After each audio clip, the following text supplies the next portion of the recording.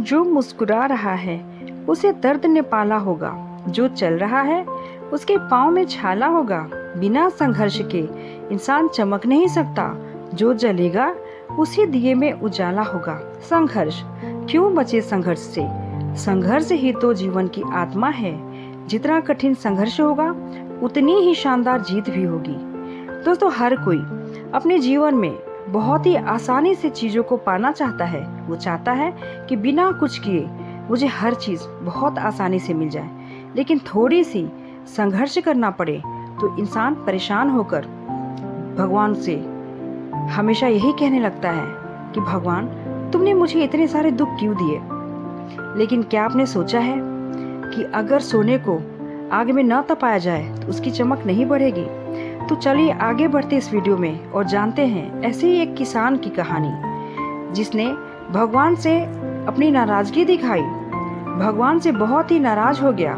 किसान बहुत मेहनती था दोस्तों, बहुत मेहनत से वह खेतों में अनाज उगाता, उसकी देखभाल करता, पर अक्सर उसकी फसलें खराब हो जाती। कभी सूखा पड़ जाता, कभी बाढ़ आ जाती, कभी तेज धूप, कभी आंधी। कोई न कोई कारण बन ही जाता कि उसकी फसल खराब हो जाती।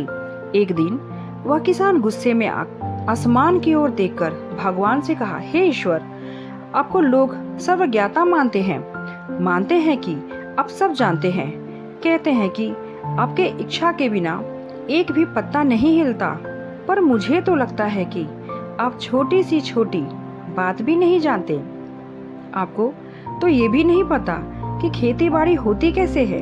अगर आप जानते कि खेती कैसे होती है तो समय पे जो ये बाढ़, आंधी, तूफान आते हैं वो कभी नहीं आते। आप नहीं जानते कि कितना नुकसान उठाना पड़ता है हम किसानों को। यदि आप मेरे हाथ में यह शक्ति दे दे कि जैसा मैं चाहूँ वैसा ही मौसम कर दूँ, फिर आप देखना, मैं अन्न के तो भंडार लगा दूंगा। भगवान इस किसान के तीखे वाक्य को सुनकर मुस्कुरा रहे थे और वह किसान के सामने प्रकट होकर बोले, मैं आज से तुम्हें यह शक्ति देता हूँ कि तुम अपने खेतों पर तुम्हारी जैसी इच्छा हो वैसा मौसम कर दोगे। मैं बिल्कुल भी दखल अंदाजी नहीं करूँगा, तुम्हारी इच्छा से सब कुछ होगा। किसान बहुत ही खुश हो गया। किसान ने गेहूं की फसल अपने खेतों में बोई। जब उसे लगा कि खेतों को धूप चाहिए तो खेतों को धूप मिले, जब पानी बरसना चाहिए तभी पानी बरसा।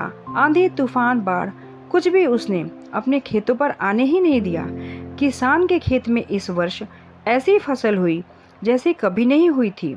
हरी भरी लहलहाती फसल। मन ही मन वह बहुत ही खुश हुआ और सोचने लगा, अब सबूत के साथ मैं भगवान को दिखाऊंगा कि इसे कहते हैं शक्ति का सही उपयोग। मेरी सफलता देखकर उन्हें अपने नियम जरूर बदलने पड़ेंगे।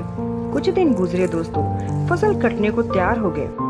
किसान बहुत ही उत्सुकता के साथ फसल को काटने लगा, पर जैसे ही उसकी नजर गेहूं की बालियों पर गया तो उसने अपना सिर पीट लिया और वह रोने चिल्लाने लगा। गेहूं की एक भी बाली के अंदर गेहूं का दाना नहीं था। सारी बालियां अंदर से खाली थी। किसान बहुत ही दुखी हो गया। उसने भगवान को रोते हुए फिर से पुकारा, हे प्रभु, तुमने ये मेरे साथ क्या किया?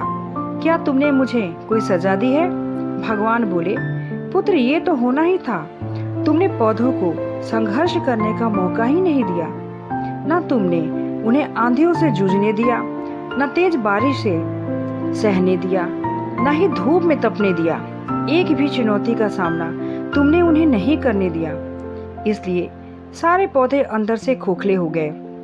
जब आंधी, तूफान, तेज बारिश और धूप पड़ती है तभी यह पौधा अपने अस्तित्व को बचाने के लिए संघर्ष करते हैं और इसी संघर्ष से एक बल पैदा होता है जिसमें शक्ति होती है, ऊर्जा होती है। और यही ऊर्जा पूर्ति तेरे गेहूं के दानों की तरह जो नहीं फूटी, तूने उन्हें कठिन परिस्थितियों से गुजरने ही नहीं दिया।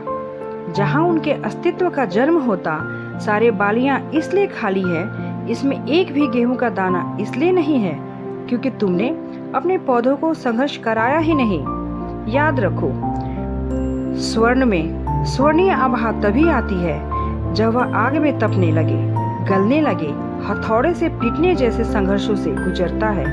कोयले का टुकड़ा हीरा तभी बनाता है जब वह उच्च दाब और उच्च ताप की मुश्किल परिस्थितियों से गुजरता है। इसी तरह यदि हमारी जिंदगी में कोई भी संघर्ष ना हो, कोई चुनौती ही ना हो, तो हम भी गेहूं की बालियों की तरह खोखले रह जाएंगे और हमारी कोई भी अस्तित्व नहीं होगा। दोस्तों, विपरीत परिस्थितियां, चुनौतियां, समस्याएं हमें और अधिक निखारती है। यदि हमारे जीवन में कठिन परिस्थितियां और चुनौतियां आए तो घबराना मत, बल्कि उनका सामना करना। किसी ने कितना सही कहा है, जिंदगी जीना आसान नहीं होता, बिना संघर्ष कोई महान नहीं होता। जब तक ना पड़े हथौड़े की चोट, तब तक पत्थर भी भगवान नहीं होता। दोस्तों, अगर मेरी ये वीडियो आपको पसंद आए तो मेरे इस चैनल को लाइक, शेयर और सब्सक्राइब जरूर कीजिए। धन्यवाद।